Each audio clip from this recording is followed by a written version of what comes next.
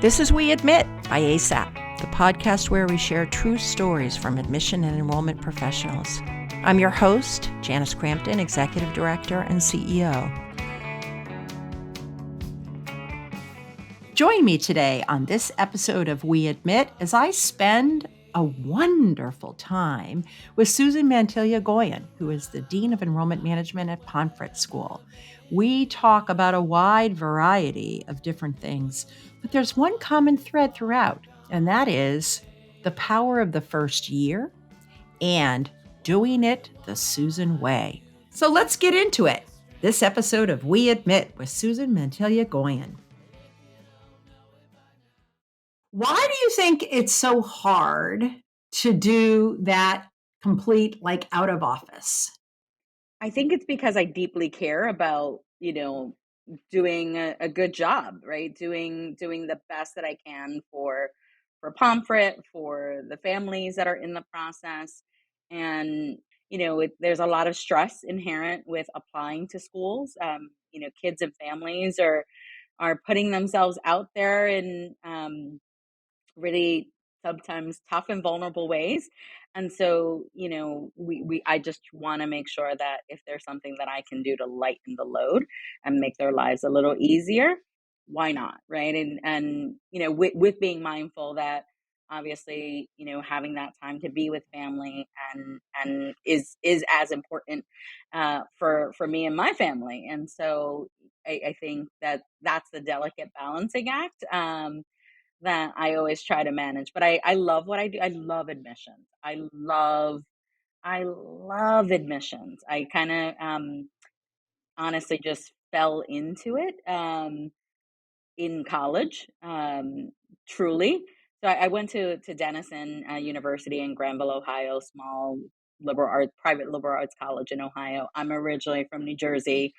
I went to this small private liberal arts college out of my public high school in New Jersey and had a really, really hard first year. I Really? just, it was, although I had visited as part of a Student of Color Revisit Day, again, what you see and sample on an admissions event sometimes, especially one that is geared specifically towards kids and families of color, and then the lived experience of being in Granville, Ohio, was very, very different. And so that first year was just so hard for me. And thankfully, I had an amazing, guidance counselor back home that I could still call and say, "Hey, Mr. Pacello, like, what did I get myself into?" And he was really wonderful and sort of talked me through it. I'm a first gen college student, and proud first gen person. And so my family didn't really have a lot of the resources to kind of help me navigate, culturally the differences or the differences even academically of going from public, Hoboken High School to college level expectations.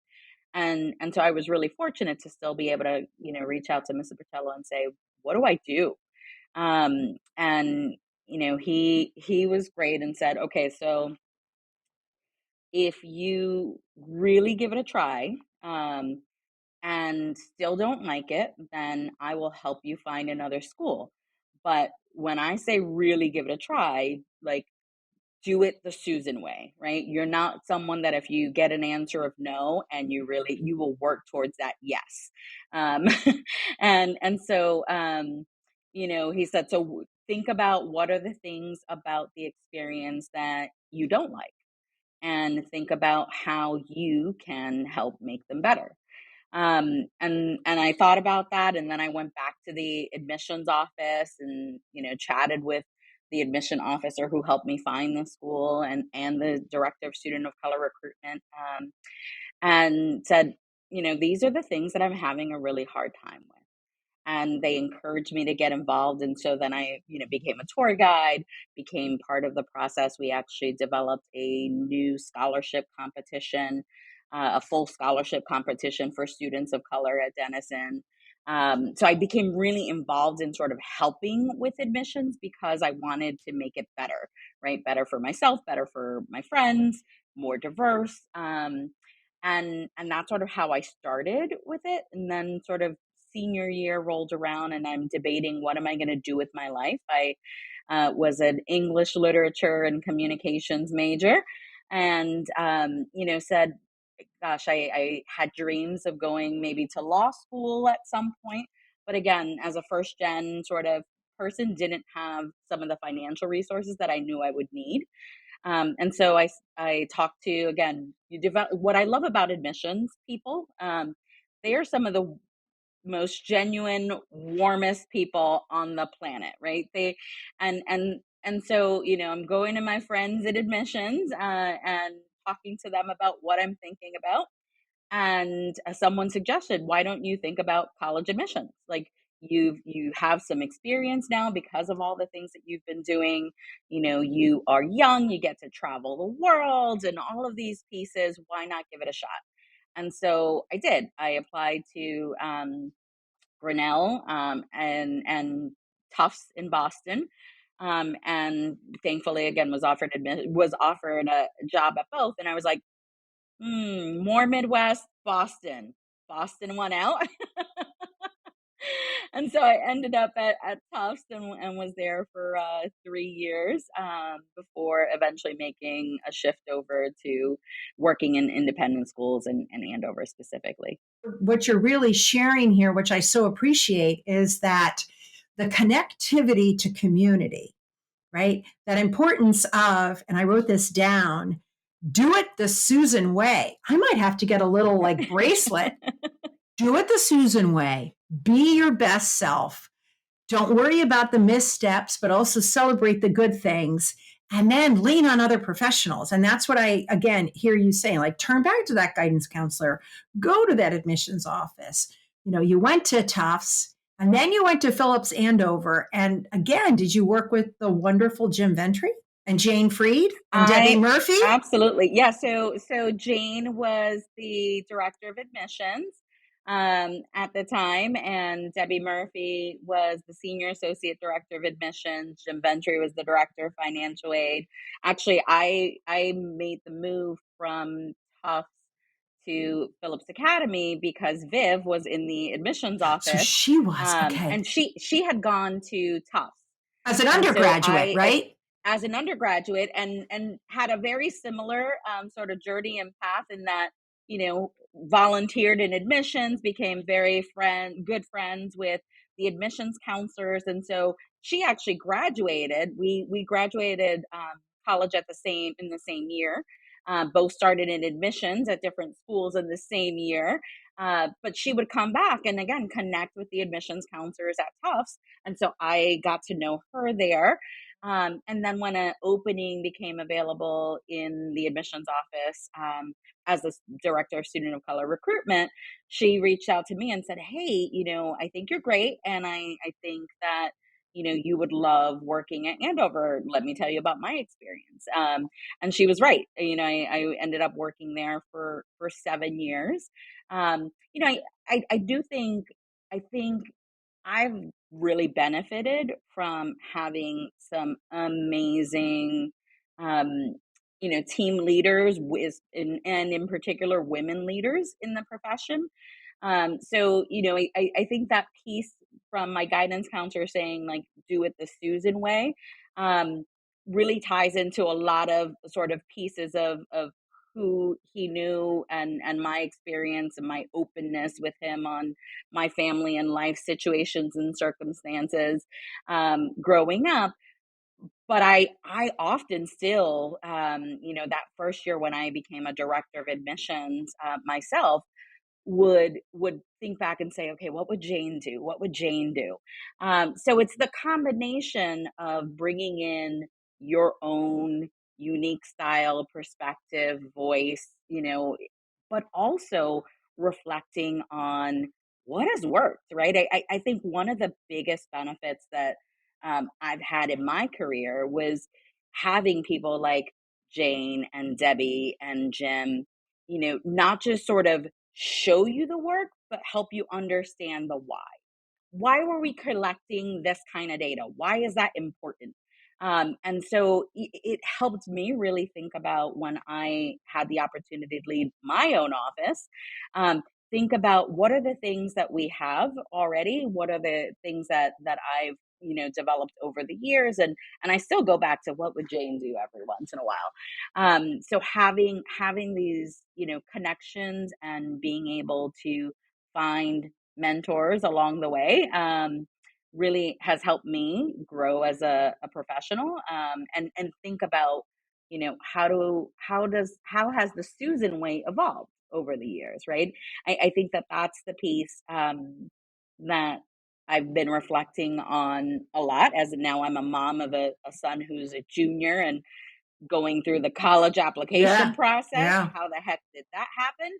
Um, you know, thinking about the sort of different transitions and stages and reasons, that we make choices in our lives, um, has been really powerful, and really powerful to have him think about that for himself and his experience, and thinking about how he's going to present himself, what he's looking for in his next step. So, I think that, reflection is just so important, right? Reflection and taking the moments to acknowledge and celebrate and thank the people who have helped you in your journey, are just so important to me, and have helped me in my own career. And I think as well, my spidey senses tell me that I think for as much as you ask people to pause and reflect on the things that have gone well, that you also value what Wendy Mogul, the author, would say, the blessings of the skin knee.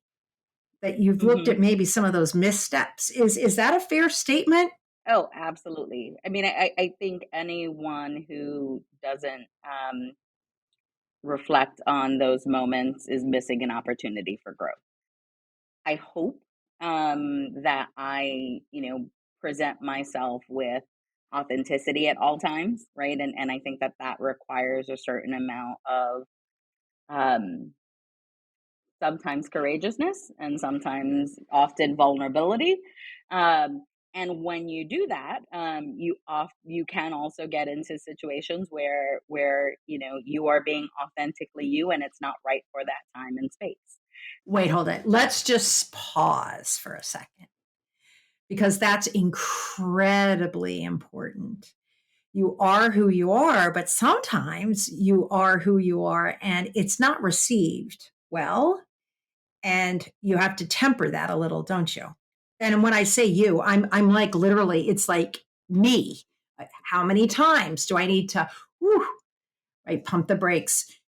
How does that make you feel though when you have to maybe not be who you really are, maybe for others?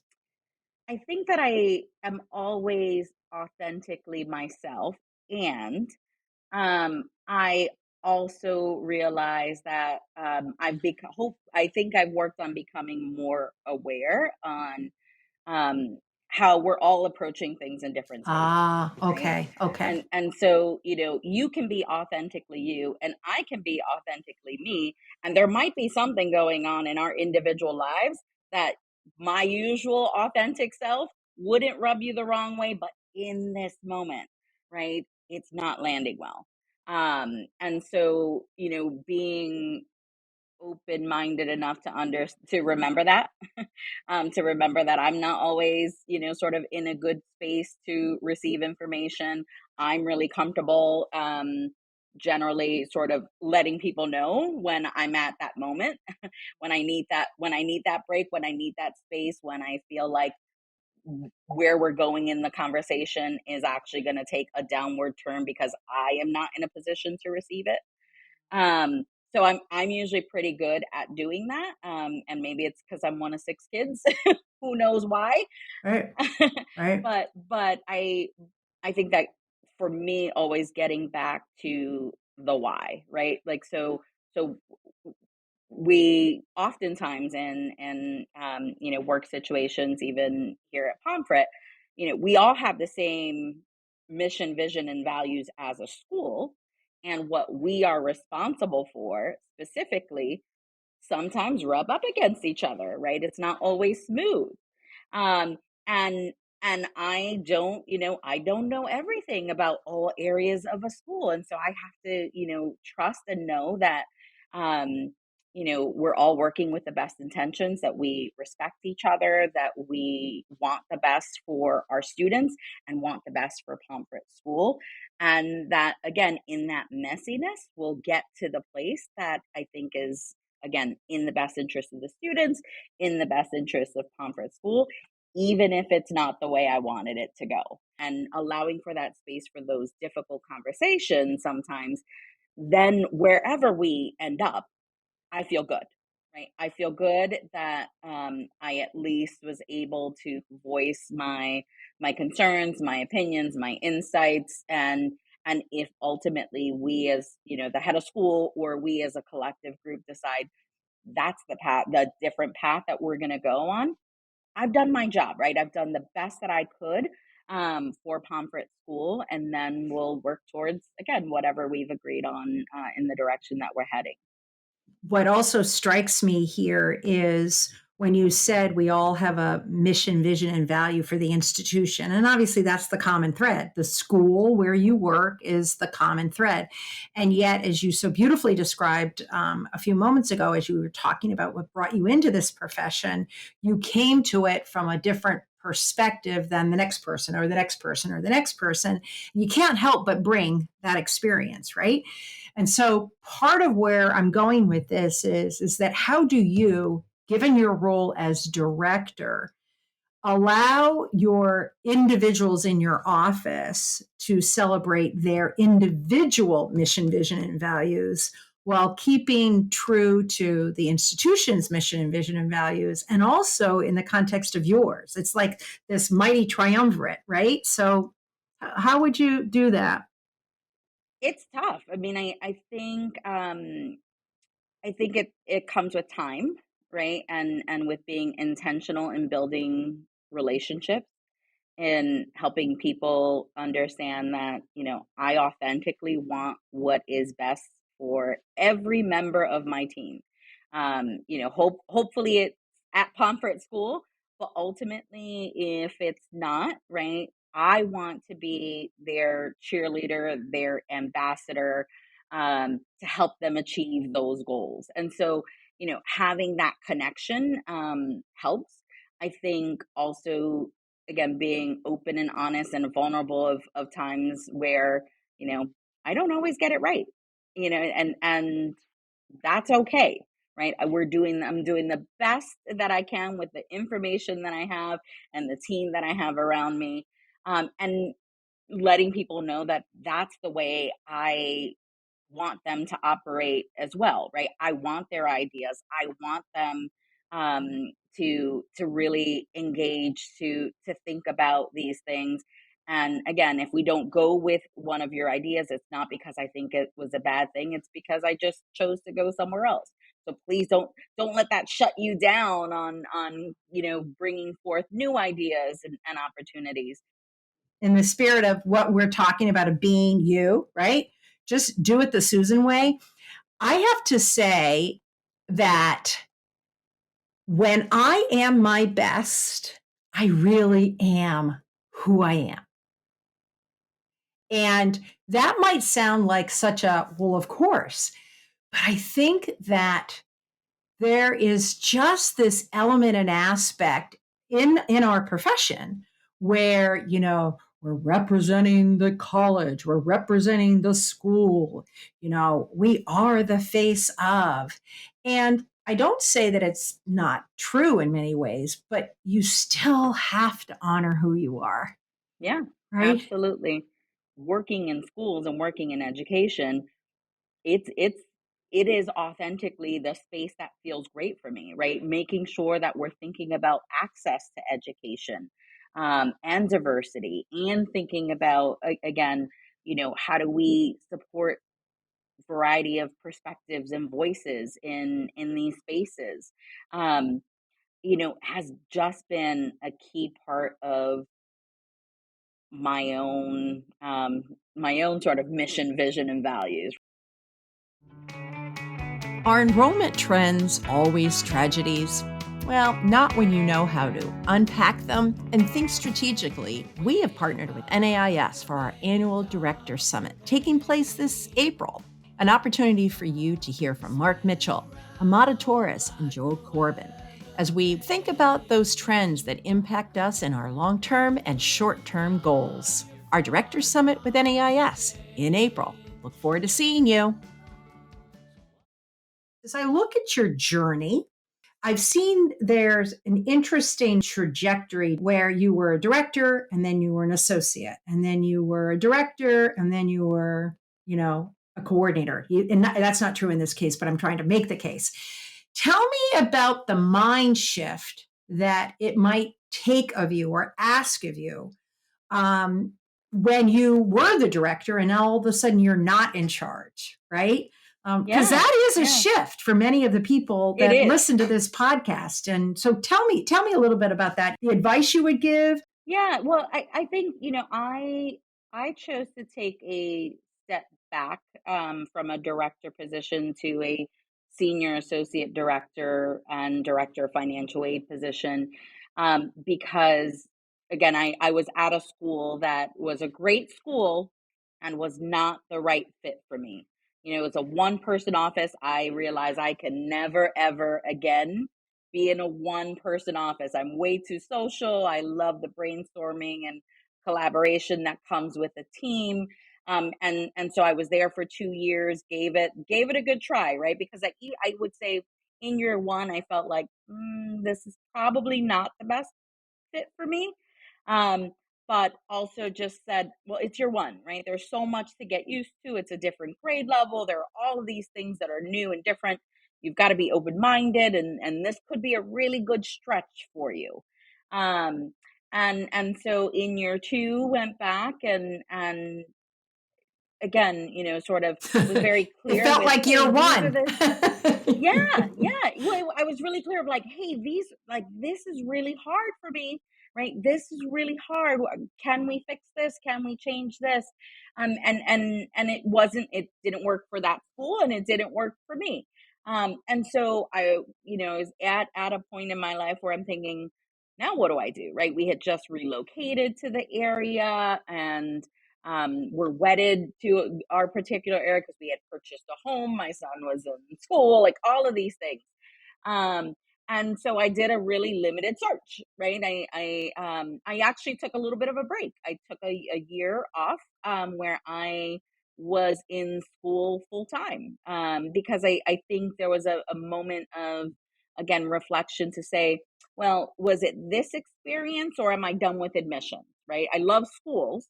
Um, but was it this particular experience, or do I need do I just, again, am I done with admissions? And so I went to grad school to get my master's and studied something that I was particularly, interested in. So, again, took that year to say, just going to focus on me. So I got a master's in intercultural relations from Lesley University in Cambridge. Um, and again, but taking a year off from work with a family is really, really hard. And so towards the end of the year, I realized, okay, I've got to regroup. I figured out I still love admissions. And that role wasn't the best for me. So I really sort of did a geo targeted search and said what's going to work for my life, for financially, what's going to work for my life geographically, what's going to work for my career. I knew I didn't want to or couldn't take a huge step back and say, "Oh yes, I'll take any position." And so I, started a search, found this position as a senior associate director of admission and director of financial aid, and was really clear with my supervisor and saying, "Hey, here are the things that I hope to at some point go back and lead my own office because I love it, right? I love leading a team and thinking about the strategy and implementing my own plan."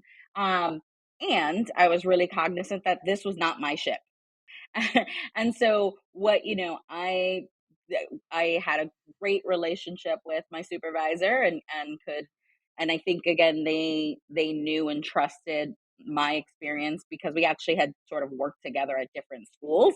And so, I could go to her and say, "Hey, just want you to know, like, I think this, and this.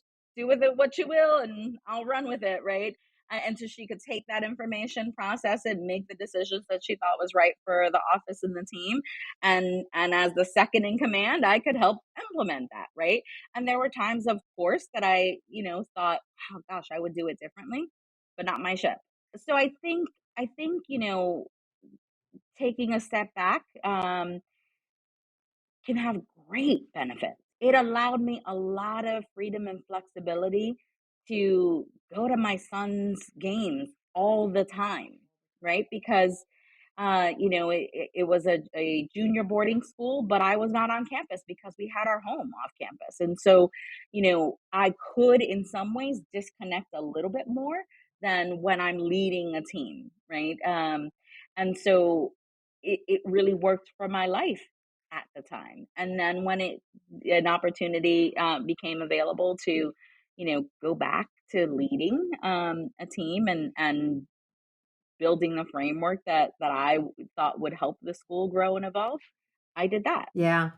The other thing I'm also hearing you say, and this is something that one of our earlier guests on the podcast, Crystal Clark, has said, is that you were very intentional and very clear in not a bossy or demanding or hey, just let me tell you this is what I expect, but in a way that again was authentically you and also respectful to the person who is, let's say, sitting as a director, that these were the things that you hope to gain from this experience, and this is what you were not looking forward to, right? And one of the things that Crystal said on the Ask ASAP question about this concept of leading from the middle, and I really had to chuckle a little bit. She said many a director is very insecure about a talented second or third, and that when you have a good director, they're willing to hear about your ideas. They're willing to give you credit for those things. And if in fact you find yourself in an environment where that's not the case, then it's not that you just do away with having the conversation with the director. You almost need to lean more into it and say, this is how I'm feeling when I do X, Y, and Z. And, either you get all the credit or this is also how you're going to keep me. And I appreciated what you said there, Susan. I appreciated that. What's your hope for? Boy, am I giving you the latitude? Here you go. What's your hope for this profession? Oh gosh. I hope that we continue to bring in and celebrate diverse voices, because I think that um, admissions has such a unique insights and views into schools. Um, because we're working with prospective families, and so being able to hear what's happening in the market, but also we're deeply connected to the communities that we're a part of, and so we can be agents for change within our roles. And so I hope that we will continue to learn from each other. I mean, I think I had so many moments of great joy at the ASAP conference in San Diego. Just in some side conversations and moments of connections with people that I never met before. Right, some who I've known for years, and some that I just met at the conference. And so I hope that for the profession, we continue to um, have that collegial spirit. I think it makes us all better when we're celebrating each other, learning from each other. What are you most worried about for this profession? What keeps you up at night? It's interesting. School, it used to be that you would hear like, "Oh, schools are slow to change," um, and now for some things, it feels like schools are rapidly changing, and we're trying to jump on whatever fad is happening because it's the new it thing. And I worry that obviously as schools are um, all working to survive, right? To continue to be a school, that profession, that we I think it's important for us to continue to be truth tellers. Um, and so I would say is probably my what would keep me up at night, is that if in admissions at individual schools or as a profession, if we're not able to bring that authenticity and help make the best decisions that we can for kids and families, and for our schools, I worry about that. As all schools are working again to meet enrollment and budgetary needs, I worry I would be really sad if we're making decisions that aren't in the best interest of the child. Um, I again, I feel wholeheartedly that education is transformative, right? But it could be if it's not the right fit and we're making decisions based solely on budgets, there's potential to do real harm. Susan, I so appreciate what you just said that was predicated on in fact, this word authenticity, right? That when schools under the pressure of financial realities begin to tell a story that is not truth and that is not real life, and that the other part of this equation is that then the institution itself dramatically changes because there's those that are experiencing it in real life, so to speak, and those that are then feeling, dare I call it, the marketing persona, and no one wins. And so I again reflect on one of your earlier statements of how you in your own professional and personal journey felt that you were experiencing that disconnect and you walked in and said, let's talk about this and let's do something about that. And that was in your collegiate life. So all that being said, here's a question by way of statement. When I started in the profession, way back when, there was this idea and notion around I was a college counselor. I wasn't a college placement director. I was an admission counselor. This was before the word enrollment came in, right? And I worry, I worry that in our efforts to be as professionals, not to say it's bad, but that maybe a pendulum has swung maybe a little too far in the direction of net tuition revenue. Not that there's anything bad without that. Dollars per seat. Not that there's anything wrong with that. Dollar per capture. Not that there's anything wrong with that. That we haven't been the profession to facilitate the conversation around, let's call it tuition elasticity, or let's call it what is the right size, or let's call it like, who are we? And so, my question to you, as I've gone off a little on this, right, is this question of you as it relates to here you are in a particular school environment that sees all of these pressures. And I'm just wondering how you, Susan, doing the Susan way, go about ensuring that we're not thinking one way on the pendulum and not the other. How you continue to tell the authentic story of your institution and not one that just sort of brings people in, right? Well, I think, in my first year at Pomfret, I made the conscious decision of not traveling a lot, so that I could actually be on campus in the community, to get a feel for who we are, what we do, how we lived, all of the pieces of the program, that I'm then marketing. And I feel like I had the added benefit that I'm also, again, was a parent. So I was a new dean of enrollment management and also the parent of a student who was starting his career at Pomfret.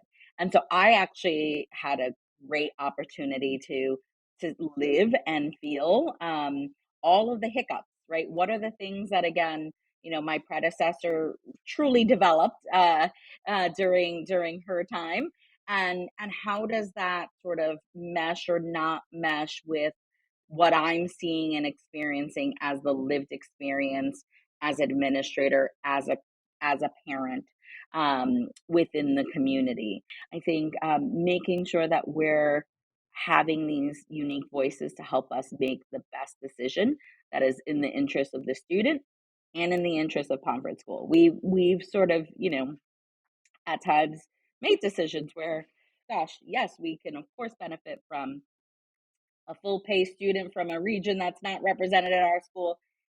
And ultimately, we get back to, is this in their best interest, right? And how much, would we do more harm than good for that individual?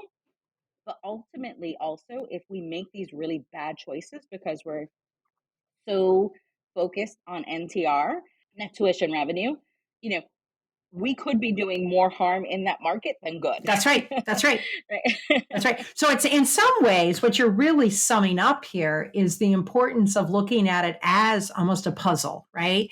As a multifaceted, again, that art and science, and that it's not one thing or the other, that's where again that practitioner must truly be educated on all the various nuances.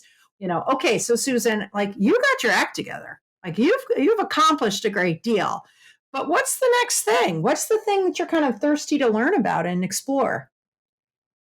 I've been I love admissions, and I feel like, again, it's the perfect balance of administration and boots on the ground, and working with kids.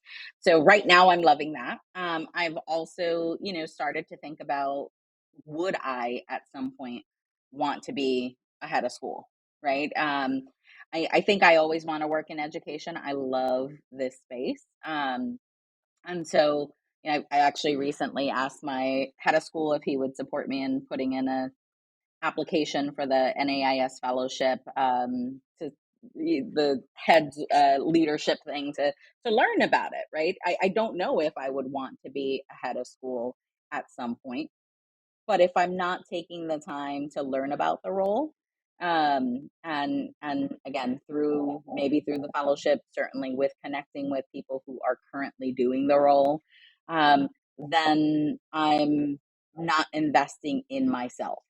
And so, I support professional development. I encourage my team to, think about it, and to suggest things. I suggest things to them all the time. Um, but I also believe in it for myself, right? And I think it's important that you advocate for yourself to learn about the areas of growth. Really great enrollment managers. I'm like, please don't leave. And I've been told by wonderful people like Chris Baker who say, Janice, they're not leaving. They're just going to another place and they're doing other. And I'm like, but again, I support you in your wishes, but oh my goodness. Admissions folks have such a unique lens on schools and school life. And so, you've done the schmoozing with the folks who can have a building named after them, as well as, the families who need full support, because that's where their finances are right now. You've heard about, again, what are happy. You're a connector, in so many ways, right? Connecting across school lines, and wanting to bring in the best practices into your individual institutions.